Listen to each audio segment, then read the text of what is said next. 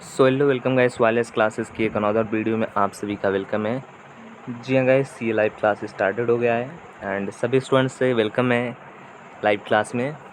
और आप सभी से जस्ट ओनली एक रिक्वेस्ट है कि आप सभी कमेंट बॉक्स में जो है अपना नेम ज़रूर से एंटर करिएगा, जिससे मुझे पता चल जाएगा कि आपने लाइव क्लास अटेंड किया था। ठीक है, एंड आप सभी बताइएगा वॉइस क्लियर है, आपको सभी चीज़ें क्लियर दिख रही कि नहीं। तो देखिए, इससे पहले के जो टॉपिक था आप सभी का क्लास 10th का चैप्टर नंबर फर्स्ट आप सभी का चल रहा था।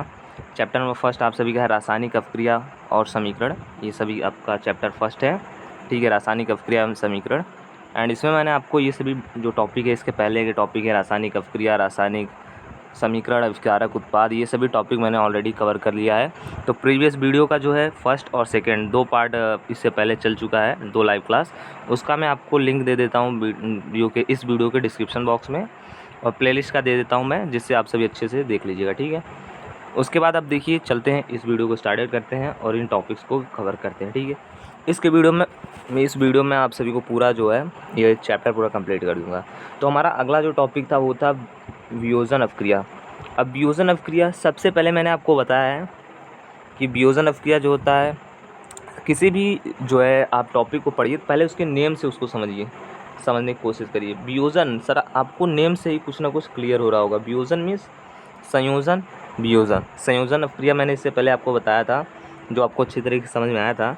तो संयोजन वियोजन दोनों एक तरफ से क्या होते हैं, एक दोनों के आपस में विपरीत होते हैं। मतलब संयोजन में क्या होता था, दो अभिकारक रहते थे। ठीक है, मान लो दो अभिकारक हैं, एकल उत्पाद बनाते थे, तो वो होते थे संयोजन अपक्रिया।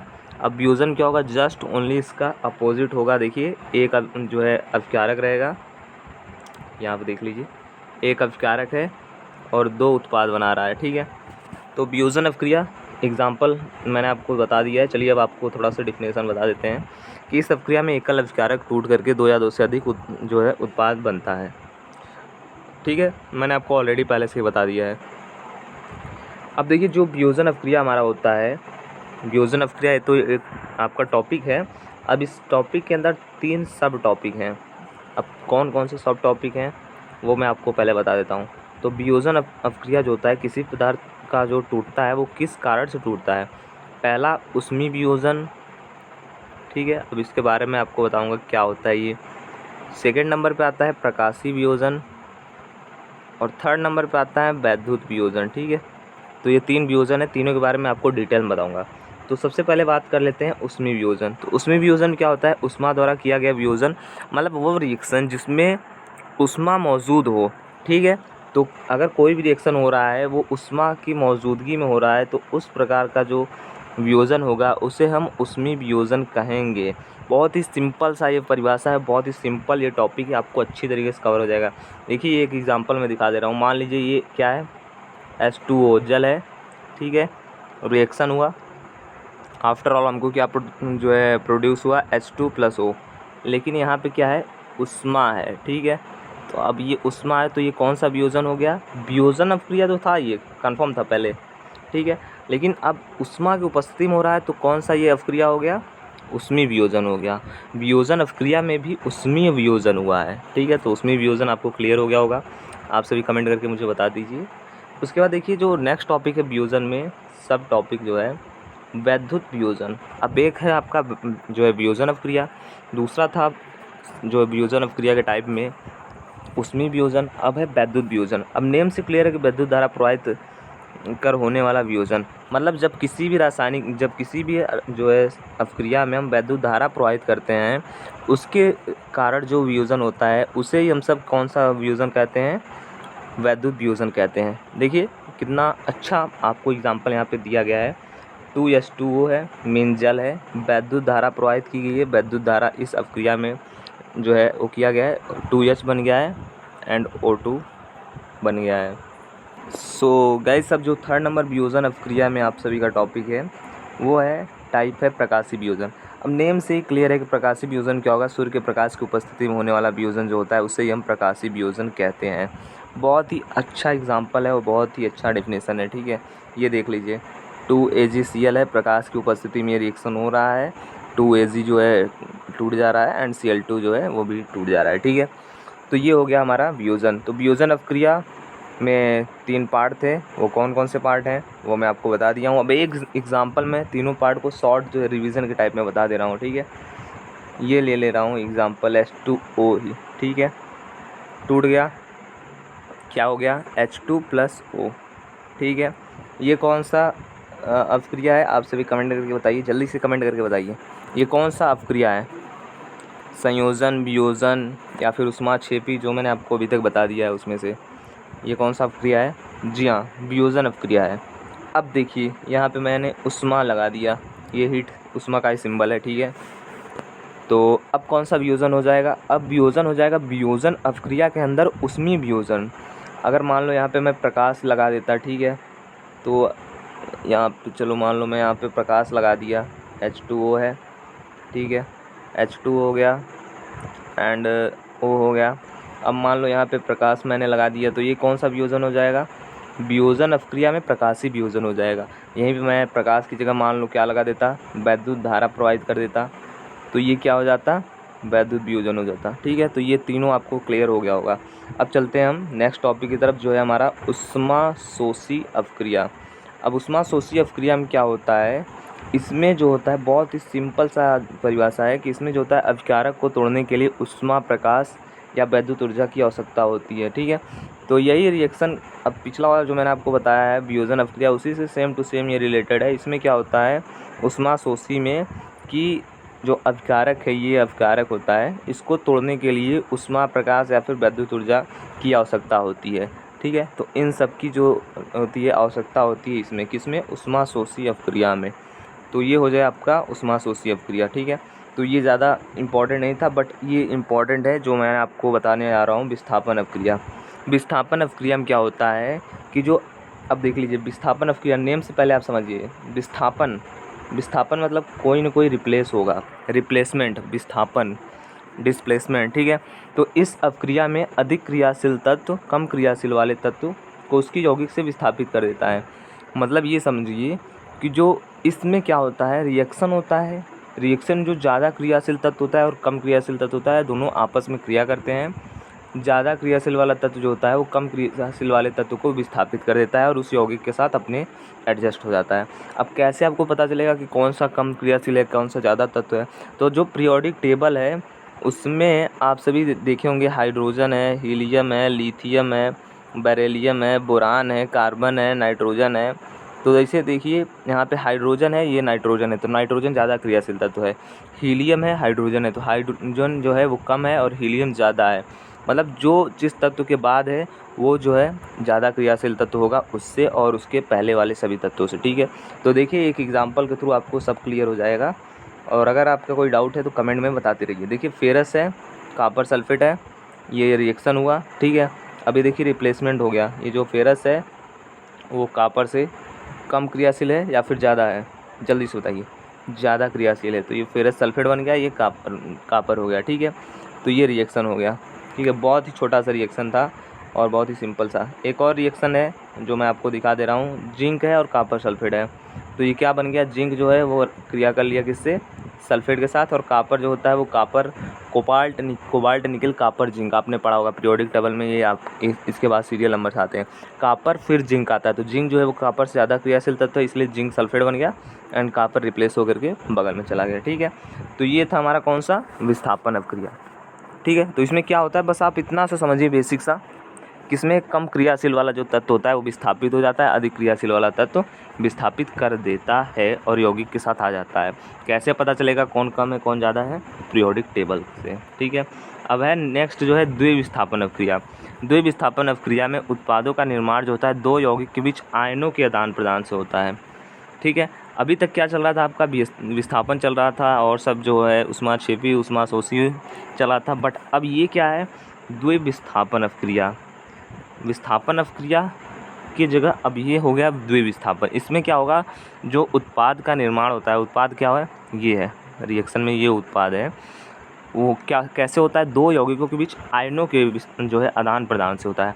आयन, धनायन, ऋणायन, ये आपस में जो होते हैं ये संयोग कर लेते हैं, आपस में जो होते हैं कम ज़्यादा हो जाते हैं, और जिसको ज़रूरत रहती है वो आपस में आदान प्रदान कर लेते हैं। तो इस प्रकार से जो रिएक्शन होता है उसी को द्विविस्थापन अपक्रिया कहते हैं। जैसे देखिए ये है सोडियम सल्फेट। एंड उसके बाद देखिए बेरिलियम क्लोराइड, उसके बाद ये बेरिलियम सल्फेट बन गया एंड 2NaCl हमारा ये निकल गया, ठीक है। तो ऐसे ही रिएक्शन होता है, यहाँ पे देख लीजिए। अब नेक्स्ट टॉपिक जो है वो मोस्ट इम्पॉर्टेंट टॉपिक है, उपचयन एवं अपचयन। बहुत ही मोस्ट इम्पॉर्टेंट टॉपिक है बोर्ड एग्जामिनेशन के मद्देनज़र रखते हुए एंड उसके साथ साथ आपके कहीं भी कंपटीशन एग्ज़ाम के मद्देनज़र रखते हुए, ठीक है।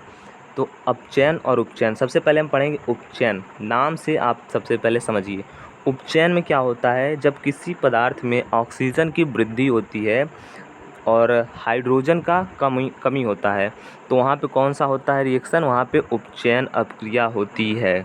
अब देखिए एग्जांपल के थ्रू आप समझिए, आपको 100% चीज़ें क्लियर हो जाएंगी कि उपचयन क्या होता है। बस आप एक बार अच्छे से समझ लीजिए, बाकी तो आपको सभी चीज़ें अच्छे से क्लियर हो जाएंगी। उपचयन में क्या होगा, 2 पॉइंट आप समझिए पहले। उपचयन में जब किसी भी पदार्थ में ऑक्सीजन की वृद्धि होगी, हाइड्रोजन की कमी होगी, तो ऐसे जगह पे क्या होगा, उपचयन अभिक्रिया होगा। मोस्ट इम्पॉर्टेंट टॉपिक है, इसीलिए आप सबको मैं थोड़ा सा अच्छे से इसको समझा रहा हूँ। देखिए एक रिएक्शन ये है, कार्बन है प्लस O2 है, बन गया CO2। अब ये उपचयन अभिक्रिया है कि अपचयन है, उपचयन है। अब कैसे है, इसमें देख लीजिए क्या हो रहा है, कार्बन है उसके साथ ऑक्सीजन जो हो रहा है, वृद्धि हो रहा है कि नहीं, 2 अणु जुड़ रहे हैं O2, तो ये क्या हो गया CO2। ऐसे ही देखिए कॉपर है प्लस O2 है एंड यहाँ पे Cu हो गया, कॉपर ऑक्साइड। अब देखिए यहाँ पे देख लीजिए कॉपर ऑक्साइड है और हाइड्रोजन, और यहाँ पे ये क्या हो गया, कॉपर बन गया और ये जल बन गया, ठीक है। तो ये रिएक्शन हो गया, ये हीट है, उष्मा दी जा रही है, ठीक है। तो देख लीजिए उपचयन में क्या होता है, आप पहले बेसिक सा इसको समझ जाइए। उपचयन में क्या होता है कि ऑक्सीजन की वृद्धि होती है, हाइड्रोजन की कमी होती है। किसमें, जो रासायनिक समीकरण होगा उसमें, रासायनिक अभिक्रिया में। तो ये आपको क्लियर हो गया होगा, ठीक है। कमेंट करके आप सभी बता दीजिए। उसके बाद मैं नेक्स्ट टॉपिक की तरफ चलता हूँ। उसके बाद 2 टॉपिक और बचे हुए हैं, उसको भी मैं कवर कर लूँगा और इस लाइव क्लास में आप सभी का ये चैप्टर कंप्लीट हो जाएगा। उसके बाद मैं इस चैप्टर के इंपॉर्टेंट क्वेश्चन आंसर का वीडियो अपलोड करूँगा चैनल पे, मोस्ट इम्पॉर्टेंट, और इस चैप्टर से जितने भी क्वेश्चन बन सकते हैं वो मैं पूरा आपको प्रोवाइड करूँगा, ठीक है, कोशिश करूँगा। एंड उसके बाद इस चैप्टर का टेस्ट होगा, जो अच्छा परफॉर्मेंस करेगा उसका जो है पिक एंड नंबर मैं चैनल पे अपलोड करूँगा कम्युनिटी पोस्ट पे, ओके, ठीक है। अब नेक्स्ट टॉपिक है अपचयन। अब देखिए उपचयन में क्या हो रहा था, हाइड्रोजन की कमी, ऑक्सीजन की वृद्धि। अब अपचयन है उपचयन का जस्ट अपोजिट। बस आप नेम से, आप नेम माइंड में क्लियर कर लीजिए, कन्फ्यूज़न आपको कुछ भी नहीं होगा। तो इसमें क्या होगा, ऑक्सीजन की कमी होगी, हाइड्रोजन का प्लस, मतलब समझ रहे हैं ना, वृद्धि होगा। किसमें, रासायनिक समीकरण अभिक्रिया में। देख लीजिए यही पॉइंट यहाँ पे लिखा होगा, किसी पदार्थ में ऑक्सीजन का ह्रास होता है, ह्रास मतलब कमी, और जब किसी पदार्थ में हाइड्रोजन की वृद्धि होती है तो वहाँ पे क्या होता है, उपचयन अभिक्रिया। अब देख लीजिए कैसे आपको समझ में आ गया। ये देखिए, ये एग्जांपल देखिए कितना अच्छे से आपको समझाया गया है, इसलिए मैं आपको हर एक टॉपिक टच कर रहा हूँ, हर एक टॉपिक अच्छे से समझा रहा हूँ। देखिए कॉपर ऑक्साइड है, हाइड्रोजन है, उष्मा है, उपस्थिति में अभिक्रिया हो रही है, कॉपर से ऑक्सीजन निकल रहा है और हाइड्रोजन के साथ जुड़ रहा है। देख लीजिए हाइड्रोजन यहाँ पे था केवल, यहाँ पे ऑक्सीजन जुड़ गया और कॉपर अकेला हो गया, ऑक्सीजन हाइड्रोजन के साथ जुड़ गया। तो देखिए यहाँ पे उपचयन हुआ। उपचयन कैसे हुआ, हाइड्रोजन यहाँ पे ऑक्सीजन जुड़ा है तो यहाँ पे उपचयन हो गया। एंड यहाँ पे देखिए कॉपर ऑक्साइड था, ऑक्सीजन पहले था, अब ये ऑक्सीजन निकल गया इसके पास से, तो यहाँ पे कौन सा हो गया, यहाँ पे अपचयन हो गया। तो एक रासायनिक समीकरण में उपचयन अपचयन दोनों साथ में हो सकता है। मतलब जहाँ पे आपका ऑक्सीजन का जुड़ेगा, किसी भी यौगिक से ऑक्सीजन जुड़ेगा वहाँ पे उपचयन होगा, और जहाँ पे किसी भी जो है ऑक्सीजन जो है हाइड्रोजन जुड़ेगा वहाँ पे अपचयन होगा, या फिर जहाँ पे ऑक्सीजन की कमी होगी वहाँ पे अपचयन होगा, ठीक है। तो ये आपको क्लियर हो गया होगा। अब देखिए एक इम्पॉर्टेंट टॉपिक 2 बचे हुए हैं, ये भी हैं, इसको भी हम सब देख लेंगे। इसमें संक्षारण, अपचयन और उपचयन का दैनिक जीवन में क्या प्रभाव पड़ता है। मेन ये टॉपिक है हमारा संक्षारण। संक्षारण क्या होता है, पहले मैं आपको बेसिक लैंग्वेज में समझा दूं संक्षारण क्या होता है। संक्षारण का मतलब ये समझिए बेसिक में कि आप देखते होंगे बारिश के मौसम में या फिर कभी भी ऐसे ही देखते होंगे कि जो लोहा वगैरह ये सब रहता है बाहर, उसमें देखते हैं धूल, धूप, मिट्टी, ये सब जो होता है, बारिश की पानी, ये सभी जो मिल करके उसमें देखते हैं आप लोहे पे कुछ जंग लग जाता है। तो ये जो होता है संक्षारण का उदाहरण होता है, ठीक है। अब उसी के बारे में आपको मैं बताऊंगा थोड़ा सा डिटेल में। तो संक्षारण क्या होता है, जब कोई धातु ऑक्सीजन, आर्द्रता, अम्ल आदि के संपर्क में आ जाती है, जिससे धातु की ऊपरी जो परत होती है कमज़ोर हो जाती है, संक्षारित हो जाती है। इसी को ही जो है संक्षारण कहते हैं। मतलब किसी भी धातु के ऊपरी परत का जो है ऑक्सीजन, अम्ल, हवा, पानी, मिट्टी और इन सब के संपर्क में आने के कारण कमज़ोर हो जाना ही संक्षारित कहलाता है। संक्षारण का मतलब होता है ह्रास, ह्रास मतलब धीरे धीरे कमी, ठीक है। तो अब देख लीजिए, इसका एग्जांपल मैं आपको दिखा देता हूँ एंड बता देता हूँ कि लोहे की वस्तुओं में जंग लगना, या आपने नोटिस किया होगा चांदी के ऊपर काली परत व तांबे के ऊपर हरी परत का चढ़ना संक्षारण का उदाहरण है। आप सभी इनमें से कुछ एग्जाम्पल जानते हो तो ज़रूर से कमेंट में बताइएगा, ठीक है। एंड अगर आपको और भी कुछ एग्जाम्पल पता है इसके अलावा तो आप भी वो मुझे बता सकते हैं, ठीक है। अब देखिए, ये हमारा है सेकेंड एग्जांपल है, विद्युत लेपन और पेंट करके संक्षारण से धातुओं को बचाया जा सकता है। ये आपको वो बताया गया है कि उपाय संक्षारण से हम कैसे बचा सकते हैं। अब आप देखते होंगे कि हम लोहे की जगह क्या कर देते हैं, विद्युत लेपन, पेंट कर देते हैं, ठीक है। तो ये सब विधि है जिसके थ्रू हम संक्षारण मतलब कमज़ोर होने से, उसके ऊपरी परत को कमज़ोर होने से बचा सकते हैं। तो यही हमारा संक्षारण का क्या हो गया, ये जो है बचाने के उपाय हो गए। अब अगला है विकृत गंधिता। विकृत गंधिता क्या होता है, विकृत गंधिता मतलब वसायुक्त तैलीय खाद्य सामग्री वायु के संपर्क में आ जाने पर उपचयित हो जाते हैं, जिससे उनके स्वाद गंध में परिवर्तन आ जाता है, इसे विकृत गंधिता कहते हैं। अब विकृत गंधिता में क्या होता है, जो हमारा खाने वाला वस्तु होता है वो वायु, हवा, इन सब चीज़ों के संपर्क में आने के कारण उपचयित हो जाता है, उसके जो होता है स्वाद में और उसके जो होता है स्मेल में, इन सब में जो होता है परिवर्तन हो जाता है, ख़राब हो जाता है, इसी को भी विकृत गंधिता कहते हैं। अब इसको रोकने के लिए हम क्या कर सकते हैं, ऑक्सीकारक का उपयोग कर सकते हैं, वायु के स्थान पर नाइट्रोजन गैस का इस्तेमाल करते हैं, शीतलन द्वारा मतलब हम खाना वगैरह इन सबको ठंडा करके रख सकते हैं जिससे हमारा खाना बच सकता है। उसके बाद वायु रोधी बर्तन में खाद्य सामग्री रखकर, ऐसे बर्तन में हम खाने को रख सकते हैं जहाँ पे हमारा वायु एंटर ना कर सके, ठीक है, जिसके कारण हमारा हमारा जो है ये खाद्य पदार्थ होगा वो थोड़ा सा संक्षारित होने से विकृत गंधिता से बच सकता है, ठीक है। तो अब इसका इम्पोर्टेंट क्वेश्चन आंसर का जो वीडियो होगा वो कल मैं आप सभी को चैनल पर अपलोडेड कर दूंगा, next day 8:30 AM daily morning live class आप सभी का चलता है। तो इतने टॉपिक आपको क्लियर हो गए तो कमेंट करके जल्दी से बता दीजिए, और डेली लाइव क्लास अटेंड करिए आप 8:30 पे, और इवनिंग में 6 PM में जो है आपका मैथ का क्लास चलता है। तो मिलते हैं आप सभी से नेक्स्ट लाइव क्लास में। आपके जो डाउट्स हैं कमेंट में आप पूछ सकते हैं, बाकी आप मुझे ग्रुप में भी ज्वाइन हो जाइए, लिंक यहाँ पे दिया हुआ है डिस्क्रिप्शन बॉक्स में, नहीं तो आप मुझे व्हाट्सएप पे कांटेक्ट कर सकते हैं, मैं आपको ग्रुप में ऐड कर दूँगा, ठीक है। चलिए आप सभी को मिलते हैं नेक्स्ट में, तब तक के लिए अब मैं लाइव क्लास को एंड करने जा रहा हूँ। आप सभी के जो डाउट हैं वो आप बता दीजिएगा कमेंट बॉक्स में। जय हिंद, जय भारत, वंदे मातरम, धन्यवाद।